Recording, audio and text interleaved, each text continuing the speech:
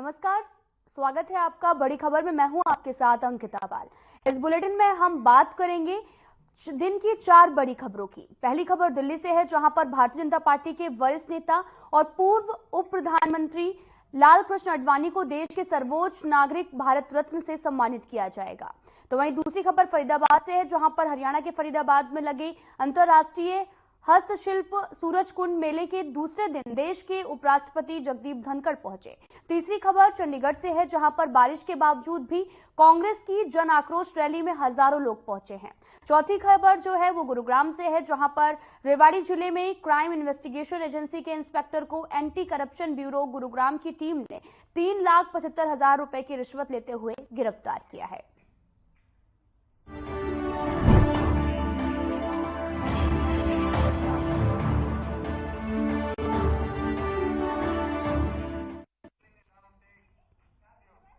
तो बढ़ते हैं, आपको बता दें कि भारतीय जनता पार्टी के वरिष्ठ नेता और पूर्व उप प्रधानमंत्री लाल कृष्ण आडवाणी को देश के सर्वोच्च नागरिक भारत रत्न से सम्मानित किया जाएगा। जहां इसकी जानकारी पीएम मोदी ने एक्स पर पोस्ट करते हुए दी और इस दौरान पीएम मोदी ने लिखा कि मुझे ये बताते हुए बहुत खुशी हो रही है कि लाल कृष्ण आडवाणी को भारत रत्न से सम्मानित किया जाएगा।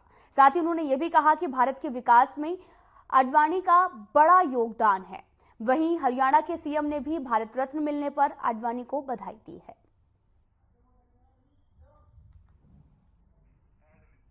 आपको बता दें कि लाल कृष्ण आडवाणी को भारत रत्न मिलने वाला है, तो वहीं प्रधानमंत्री नरेंद्र मोदी ने उन्हें शुभकामनाएं भी दी हैं और साथ ही उन्होंने ये भी कहा कि मुझे ये बताते हुए बहुत खुशी हो रही है कि लाल कृष्ण आडवाणी जी भारत रत्न से सम्मानित किए जाएंगे।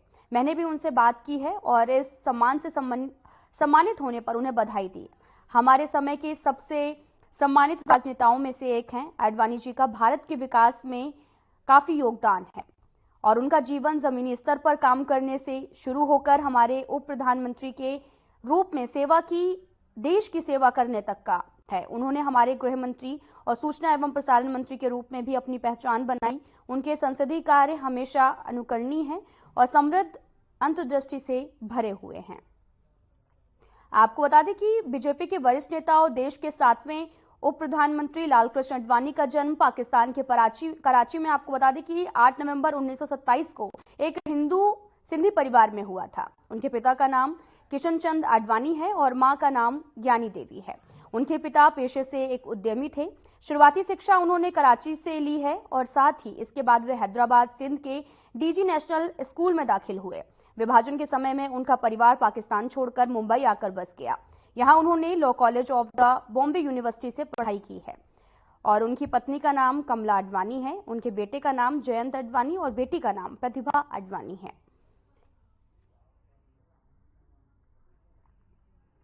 आपको बता दें कि भारत विकास में आडवाणी का बेहद योगदान रहा है।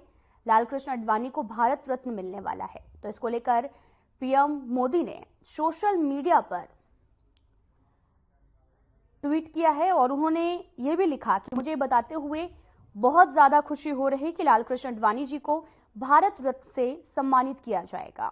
मैंने भी उनसे बात की है। इस सम्मान से सम्मानित होने पर उन्हें बधाई भी दी है और इस सम्मान से सम्मानित होने पर उन्हें बधाई दी है। हमारे समय के सबसे सम्मानित राजनेताओं में से एक हैं। आडवाणी जी का भारत के विकास में काफी योगदान है। उनका जीवन जमीनी स्तर पर काम करने से शुरू होकर उप प्रधानमंत्री के रूप में सेवा करने का है।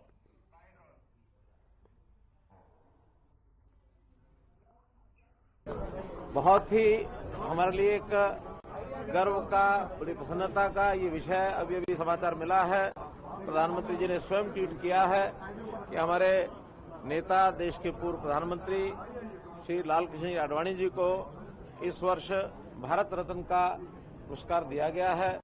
भारत रत्न का पुरस्कार अपने आप में देश का ये सर्वोच्च पुरस्कार है और इससे पूर्व भी देश के पूर्व प्रधानमंत्री श्री अटल बिहारी वाजपेयी जी को भी यह पुरस्कार मिला था और भी बहुत सी विभूतियों को यह पुरस्कार मिला है।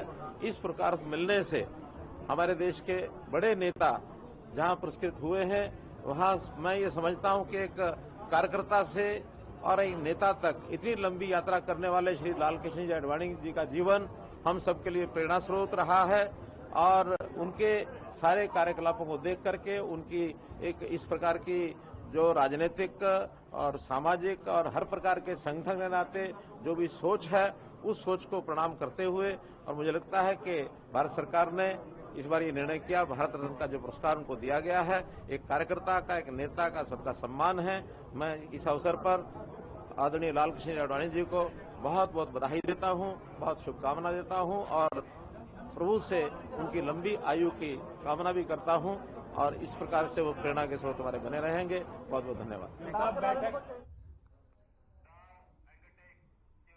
तो बढ़ते आगे, आपको बता दें कि हरियाणा के फरीदाबाद में लगे अंतर्राष्ट्रीय हस्तशिल्प सूरज कुंड मेले के दूसरे दिन देश के उपराष्ट्रपति जगदीप धनखड़ पहुंचे। उनका मेले में पहुंचने पर उनका जोरदार स्वागत किया गया।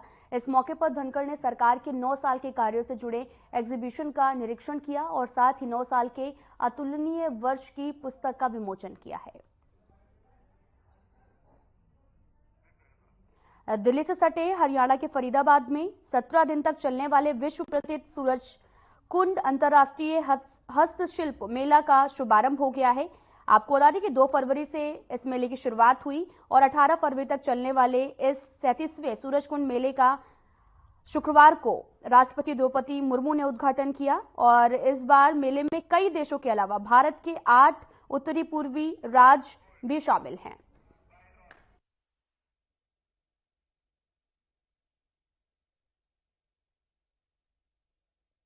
गुप्ता जी, श्री राजेश खुल्लर जी, श्री आर.के. पचनंदा जी, प्रोफेसर अग्निहोत्री जी, उपस्थित सभी हरियाणा भर से पधारे हुए हमारे अनेक अधिकारीगण, विधायकगण, सांसदगण, उपस्थित सज्जनों, भाइयों बहनों, बहुत ही मेरे लिए आज ये विषय बड़ा गौरव का और सुखद अनुभूति का है कि पिछले 9 वर्ष में हरियाणा में जो हरियाणा सरकार ने काम किए उसके ऊपर एक पुस्तक लिखी गई, 9 अतुलनीय वर्ष। इस पुस्तक का आज आदरणीय उपराष्ट्रपति जी उसका विमोचन कर रहे हैं। मैं इस अवसर पर उपराष्ट्रपति जी का हरियाणा की 2.5 करोड़ जनता की ओर से, अपनी ओर से, हरियाणा सरकार की ओर से बहुत अभिनंदन और स्वागत करता हूं। अभी जो पुस्तक का विमोचन हो रहा है, एक ऐसे व्यक्ति के द्वारा हो रहा है जो स्वयं एक गुण पाठक है। अब पुस्तक लिखी गई है, विमोचन हो रहा है, मैं तो नहीं विश्वास दिला सकता आपको, ना मुझे भरोसा इस बात का कि सारी पुस्तक मैं पढ़ पाऊंगा, लेकिन हमारे उपराष्ट्रपति जी ने मुझे पूरा भरोसा है कि जरूर इसको पढ़ेंगे, ताकि हरियाणा के बारे में कोई धारणा अगर इनकी होगी तो जरूर उसको बना पाएंगे। जब भी कोई पुस्तक लिखी जाती है तो उस पुस्तक का कोई ना कोई उद्देश्य होता है, कोई उसका कारण होता है। पुस्तक हमेशा किसी ज्ञान के ऊपर लिखी जाती है। पुस्तक हमेशा किसी यथास्थिति, किसी फैक्ट्स के ऊपर लिखी जाती है। कभी कभी पुस्तक किसी मनोरंजन के लिए, कहानियों के लिए लिखी जाती है। लेकिन मित्रों, ये पुस्तक इन सब से अलग हट करके है। ये सरकार के द्वारा किए गए वो सब काम जो किसी विशेष प्रकार के बदलाव के लिए किए गए हैं, वास्तव में इस पुस्तक में अपने को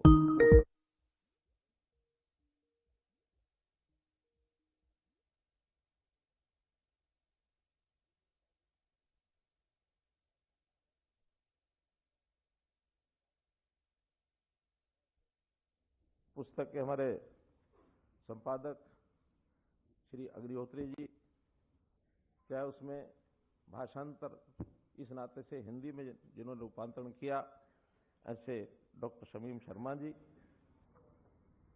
ये तो सब है ही हैं। हमारे जो प्रकाशक हैं उनकी भी अपनी भूमिका है। लेकिन इसका जो प्रस्तावना लिखी है, देश के पूर्व राष्ट्रपति श्री रामनाथ जी कोविंद, उन्होंने हमारा निवेदन स्वीकार किया। उन्होंने कहा कि ठीक है, एक अच्छी पुस्तक, मैं इसकी प्रस्तावना जरूर लिखूंगा। अब जिस पुस्तक की प्रस्तावना पूर्व राष्ट्रपति जी ने की हो, जिसका लॉन्चिंग सेरेमनी स्वयं उपराष्ट्रपति जी आए हों, और इतने इतने महान विद्वान जिन्होंने उस पुस्तक को बनाने में योगदान किया हो। 2 वर्तमान राज्यपाल और एक पूर्व राज्यपाल, इनका भी इसमें योगदान है। अपने अपने राज्यपाल बंडारू दत्तात्रेय जी, राज्यपाल गुजरात आदरणीय वेदव्रत जी, और ऐसे पूर्व राज्यपाल श्री गणेशी लाल जी। ऐसे कई नाम हैं जिनका उल्लेख करना लंबा हो जाएगा, लेकिन इस पुस्तक को लिखने में एक भूमिका निभाने वाले लोगों में अगर मैं उसको वर्ग के अनुसार चर्चा करना चाहूं तो उसमें राजनीतिक व्यक्ति, पूर्व मुख्यमंत्री, स्पीकर साहब, कई हमारे मंत्रीगण, केंद्र के और प्रदेश सरकार के पूर्व मंत्री, पूर्व सांसद, वर्तमान सांसद, ऐसे 12 राजनीतिक व्यक्तियों ने इसमें अपने अपने लेख लिखे हैं। कुल मिलाकर जैसे बताया गया कि 49 लेख हैं, और एक अंत में हमारे प्रोफेसर गणेशी लाल जी ने सभी यानी सारी चीजों को साझा करते हुए आगे का भविष्य का मार्ग क्या हो, सांझ से भोर हरियाणा नव प्रभात की ओर, ऐसा करके उसमें अंत में एक चैप्टर ये भी लिखा है जो 50वां चैप्टर है, जो मैं अगली दिशा को देता है। इस हमारे प्रशासनिक अधिकारी वर्तमान में भी हैं, पूर्व IAS भी हैं, जिन्होंने साथ मिल करके और इन योजनाओं को आगे बढ़ाया, उनकी अपनी अनुभूति है। तो ऐसे भी अधिकारियों में 16 अधिकारी ऐसे हैं जिन्होंने अलग अलग चैप्टर लिखे हैं, और साथ हमारे शिक्षाविद, वाइस चांसलर, पूर्व वाइस चांसलर, वर्तमान में शिक्षा में लगे और अन्य लोग, 9 ऐसे बंधु हैं जिन्होंने अपने चैप्टर इसमें लिखे हैं। मेरे अपनी टीम के लोगों में से भी 2 कार्यकर्ता हैं जिन्होंने इसमें एक एक चैप्टर का अपना योगदान लिखा है। कुछ अन्य विशेष विभूतियां, उसमें न्यायमूर्ति, उसमें डॉक्टर्स, उसमें संत समाज के लोग, उद्योगपति, सेनाधिकारी, खिलाड़ी, ऐसे सभी विशेष लोग हैं जिन्होंने एक एक चैप्टर लिखा है। तो मैं तो वास्तव में इस प्रकार की पुस्तक का ये संग्रह पढ़ने का अवसर भले ही ना मिला हो, लेकिन देखने का अवसर मिला है। देखने में भी इतना वास्ट लेखकों का एक जो समुच्चय किसी पुस्तक में आया होगा, मुझे तो कम से कम याद नहीं आता, ध्यान नहीं आता है। बहुत सी बातें पूर्व वक्ताओं ने कही, मुख्यमंत्री मनोहर लाल ये है, मुख्यमंत्री मनोहर लाल ये है, जैसा एक विषय बीच में आया कि किसी के सामने प्रशंसा नहीं करनी चाहिए। मैं कम से कम इस स्वभाव का व्यक्ति हूं, न सामने न पीछे, कभी प्रशंसा की इच्छा की ही नहीं है। मैं तो उस विश्वविद्यालय का पढ़ा हुआ विद्यार्थी हूं जहां ये कहा जाता था कि वृत्तपत्र में नाम छपेगा, पहनूंगा स्वागत समाहार, छोड़ चलो ये शुद्र भावना है राष्ट्र के तारणहार।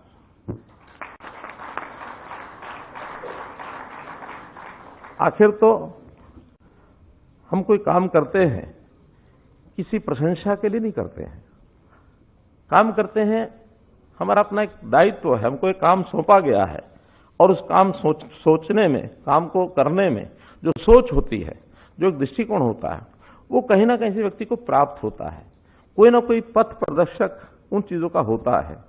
मैं अपने बारे में इतना ही कह सकता हूं कि मैं जिस विश्वविद्यालय का विद्यार्थी रहा हूं, बहुत लोग जानते हैं कि वो विश्वविद्यालय, वो संगठन ऐसा है जिसमें व्यक्ति प्रधान नहीं होता, विचारधारा प्रधान होती है। विचारधारा के आधार पर जो काम करना है, जो दायित्व मिला है, उसको विचारधारा के आधार पर ही आगे करना है, और विचारधारा में जो हमको मिला सीखने को, वो अपने देश और समाज, इसको आगे रख के, मोदी जी कहते हैं हमेशा इंडिया फर्स्ट, सोसाइटी फर्स्ट, हम अपने आप को बाद में रखें, फिर सब चीजें अपने आप सूझती हैं। उस समाज की तकलीफ क्या है, उसको कैसे दूर करना है। और खास करके जैसे हमें से बहुत लोग जमीनी कार्यकर्ता हैं, जमीन से जुड़े रहते हैं, हमको पता है कि जब सामान्य व्यक्ति थे तो उस समय कैसी कैसी कठिनाइयां हमारे सामने थी। उन सब कठिनाइयों को कैसे ठीक करना, समस्या का हल निदान क्या हो सकता है, अगर हम सोचते रहेंगे तो कुछ ना कुछ सामने आएगा। मोदी जी के साथ काम करने का अवसर मिला 90s का जो आखिरी 6 वर्ष, 94 से लेकर के 2000 तक, तो उन 6 वर्षों में बहुत विचार आते थे, और उस समय सरकार में तो मैं नहीं था, लेकिन सरकार के साथ सहयोगी की भूमिका में चौधरी बंसलाल जी के साथ हम लोग थे लगातार 2.5-3 साल का वो समय भी था। अन्य प्रांतों में हमारी सरकारें थी, हिमाचल में खास करके मेरा आना जाना होता था, उस समय भी चीजें सामने आती थी। हम कई सुझाव देते थे कि ये ऐसा करने से ये समस्या ठीक हो सकती है। मोदी जी के सामने रखते थे तो मोदी जी कहा करते थे कि मेरे सामने क्यों रखते हो। मैंने कहा मैं पूछना चाहता हूं ये बात ठीक है कि गलत है। कहने लगा कभी मत सोचो, कभी मत पूछो, जो आपको लगता कि अच्छा है और ये समाज हित में हो सकता है उसको करना शुरू करो। अगर खराब होगा तो छोड़ दो, ठीक हो तो चलाए रखो। इतनी छूट मोदी जी देते थे। और एक शब्द प्रयोग करना चाहिए तो जैसा वो प्रयोग धर्मी आज भी हम देखते हैं कि कितनी नई चीजें उन्होंने देश के दिशा को ठीक करने के लिए की हैं, वही स्वभाव वही संस्कार हमने भी अपने संगठनों से सीखा है कि प्रयोग धर्मी बनकर के नए प्रयोग करने में कोई हर्ज नहीं है, कहीं कोई दिक्कत नहीं है। तो जिन नए प्रयोगों की बात राजेश खुल्लर जी ने की है, लगातार दिमाग में आता था और मैं प्रशंसा करता हूं अपनी टीम की कि हमने जब भी कोई विषय उनके सामने रखा तुरंत उसका मर्म समझ करके उसके रास्ते बनाने का काम किया। बारिश के बावजूद भी कांग्रेस की जन आक्रोश रैली में हजारों लोग पहुंचे हैं। आपको बताते चले कि पूर्व सीएम भूपेंद्र सिंह हुड्डा के मुलाना पहुंचने पर उनका भव्य स्वागत हुआ है, जहां भारी भीड़ देखकर पूर्व सीएम भूपेंद्र सिंह हुड्डा गदगद हो गए हैं। वहीं इस मौके पर भारी संख्या में कांग्रेस के कार्यकर्ता भी मौजूद रहे।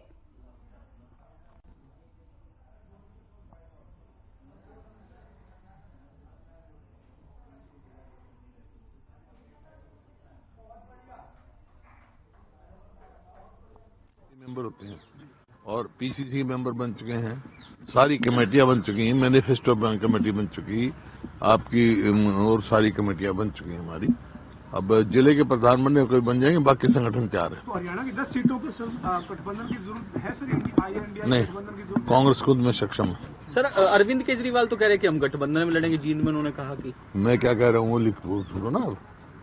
सर कैप्टन सर ईडी जो चार्ज फ्रेम करने का मामला था एजेएल, उसमें आपके खिलाफ हाईकोर्ट चली गई है, पहले भी 2 बार कोई बात नहीं, तो चुनाव को लेकर ये तो कानूनी प्रक्रिया है इनके पास। सर मेरे को पूरा विश्वास है जुडिशरी। कैप्टन अजय यादव कह रहा है कि मेरा पार्टी में दम घुट रहा है, क्योंकि जो इलेक्शन कमेटी की लिस्ट जारी की गई उसमें पिछड़ा वर्गों को अनदेखा किया गया। मैंने तो लिस्ट जारी नहीं करी, पार्टी ने करी, बाकी उनसे पूछो। सर ये जो अलग अलग यात्राएं चल रही है इससे कांग्रेस ने कहा 10 लाख से ज्यादा तो हमारे सदस्य हैं संगठन में, और क्या होता है, प्राइमरी मेंबर होते हैं और पीसीसी मेंबर बन चुके हैं, सारी कमेटियां बन चुकी हैं, मैनिफेस्टो कमेटी बन चुकी, आपकी और सारी कमेटियां बन चुकी हैं हमारी। अब जिले के प्रधान बनने कोई बन जाएंगे, बाकी संगठन तैयार है। तो हरियाणा की 10 सीटों के गठबंधन की जरूरत है सर? इंडिया नहीं, गठबंधन की जरूरत कांग्रेस खुद में सक्षम है। सर अरविंद केजरीवाल तो कह रहे हैं कि हम गठबंधन में लड़ेंगे, जींद में उन्होंने कहा कि मैं क्या कह रहा हूँ वो लिख सुनो ना। सर कैप्टन सर ईडी पहले भी 2 बार कोई बात नहीं, तो चुनाव को लेकर ये तो कानूनी प्रक्रिया है इनके पास। सर मेरे को पूरा विश्वास है जुडिशरी। ये पहले भी 2 बार कोई बात नहीं, तो चुनाव को लेकर ये तो कानूनी प्रक्रिया है इनके पास। सर मेरे को पूरा विश्वास है जुडिशरी। आपको बता दें कि कांग्रेस की जन आक्रोश रैली हो रही है, तो वहां पर तमाम संख्या में लोग पहुंचे और साथ ही आपको बता दें कि यहां पर पूर्व सीएम भूपेंद्र सिंह हुड्डा भी पहुंचे, जहां पर काफी संख्या में लोगों ने उनका अभिवादन किया। तो वहीं लोगों को देखकर वो काफी खुश भी नजर आए। उन्होंने हाथ हिलाकर अभिवादन करते स्वीकार भी किया और साथ ही आप तस्वीरें देख सकते हैं कि भारी संख्या में लोग मौके पर पहुंचे हैं।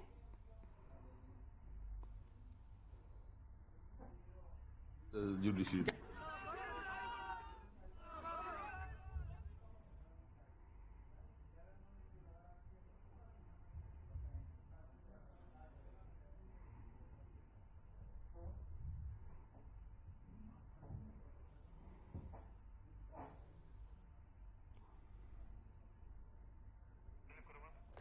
कांग्रेस की जन आक्रोश रैली लगातार जारी है, तो वहीं दूसरी तरफ आपको बता दें कि भूपेंद्र सिंह हुड्डा आयोजन में पहुंचे, जहां पर उनका भव्य स्वागत करने के लिए कई कार्यकर्ता भी मौजूद रहे, तो वहीं लोगों की काफी ज्यादा भीड़ रही।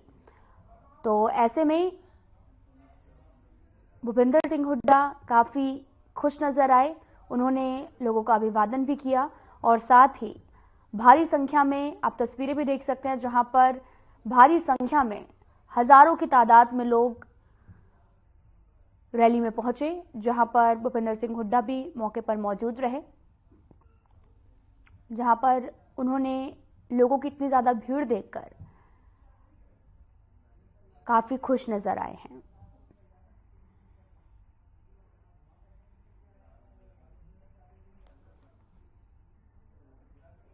आप तस्वीरें देख सकते हैं, जहां पर पूर्व सीएम मौजूद हैं और भारी संख्या में लोग भी मौजूद हैं।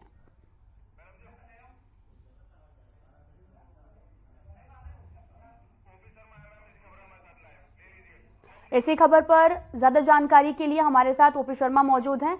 तो ओपी जी, आपसे जानना चाहेंगे कि कांग्रेस की जन आक्रोश रैली निकाली जा रही है, तो वहीं पर भूपेंद्र सिंह हुड्डा भी नजर आए हैं, जहां पर भारी संख्या में लोगों की मौजूदगी है। क्या कुछ ज्यादा जानकारी आपके पास है?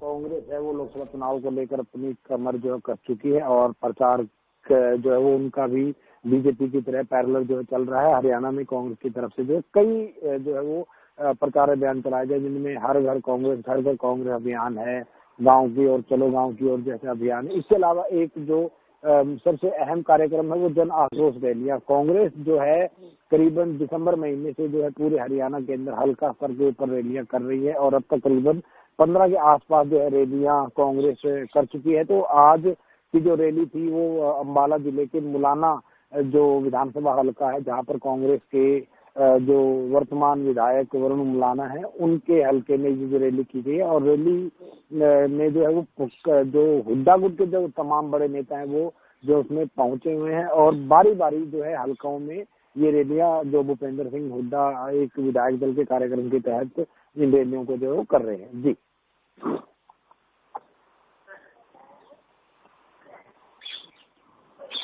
क्या आपको ज्यादा जानकारी आपके पास है वहां की?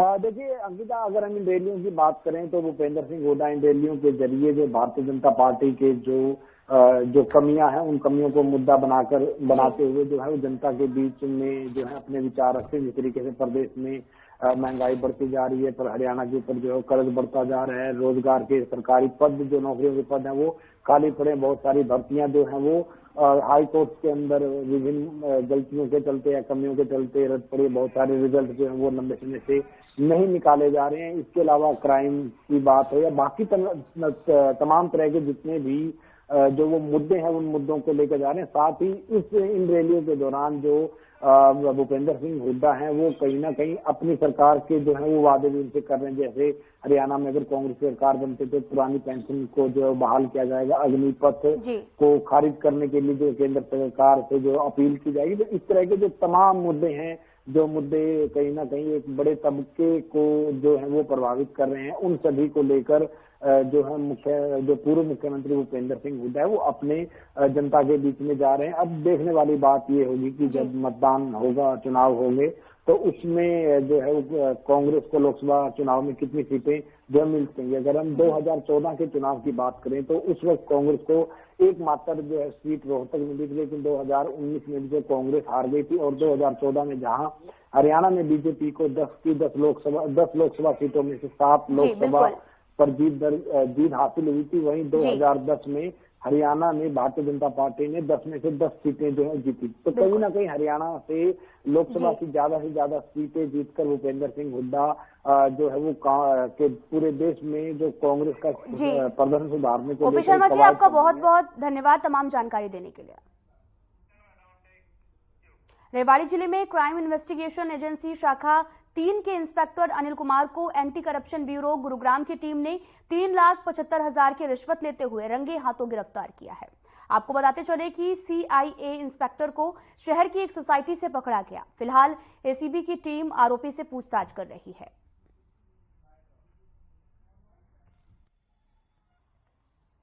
आज सचिन कुमार निवासी कालाका ने आके कंप्लेंट की कि उसको और उसके साथी को सीआईए इंचार्ज 3rd रेवाड़ी एक केस में नाम निकालने के लिए उससे जो है 4 लाख रुपए की रिश्वत मांगी गई। आज उसने हमें शिकायत दी, शिकायत पे हमने रेडिंग पार्टी तैयार करके रेड की और जो है 3,75,000 रुपए में रंगे हाथों गिरफ्तार हुआ। आगे क्या कुछ कार्रवाई की जा रही है? आगे अभी इन्वेस्टिगेशन जारी है।